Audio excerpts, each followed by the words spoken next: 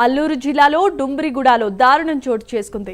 చేతబడి చేస్తున్నాడనే నెపంతో 60 ఏళ్ల వృద్ధుడిపై కర్రలు రాళ్లతో గ్రామస్తులు దాడి చేశారు. అనంతరం వృద్ధుడు అడారి డుంబ్రుపై పెట్రోల్ పోసి సజీవ దహనం చేశారు.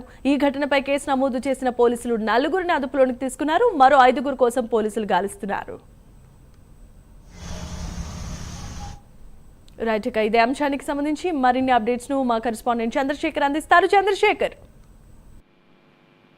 Thank you జలీమా.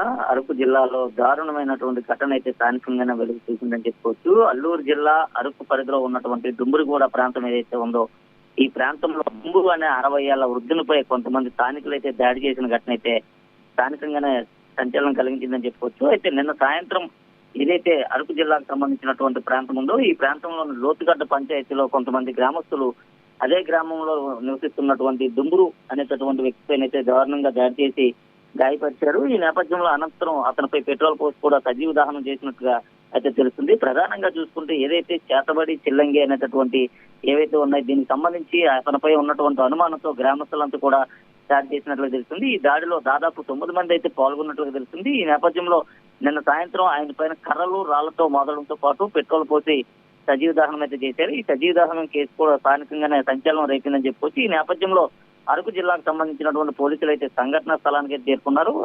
ఘటన కారణమైనటువంటి 4 వ్యక్తులను అయితే అదుపులోకి తీసుకున్నటువంటి పరిస్థితి అయితే కనిపించింది. అయితే మరో 5గురు కూడా పరారులో ఉన్నట్లుగా అయితే పోలీసులు అయితే చెప్తున్నారు. ఏది ఏమైనప్పటికీ స్వాతంత్రం వచ్చి ఏళ్లు గడుస్తున్నప్పటికీ ఏదైతే ఈ చేతబడి చిల్లంగా అనేటటువంటి ఉన్నాయో దీనిపైన ఇంకా ప్రజల్లోనే మూఢనమ్మకం ఉన్నట్లుగా అయితే తెలుస్తుంది. ప్రధానంగా చూసుకుంటే ఏదైతే ప్రాంతం ఉందో ఇటు మన్యం అరకు జిల్లాకు సంబంధించిన ప్రాంతంలో ఇటువంటి ఘటన ఉత్పన్నం అవడంతో ఒక్కసారిగా స్థానికులంతా కూడా బెంబేలు ఎత్తుకునే పరిస్థితి కనిపిస్తుంది. అయితే ఎవరైతే 5గురు పరారులో ఉన్నారో ఈ పరారులో ఉన్నటువంటి 5గురు కోసం కూడా పోలీసు ప్రత్యేక బృందాలు అయితే గాలిస్తున్నట్లుగా తెలుస్తుంది. Jayama. Right, thanks for the updates.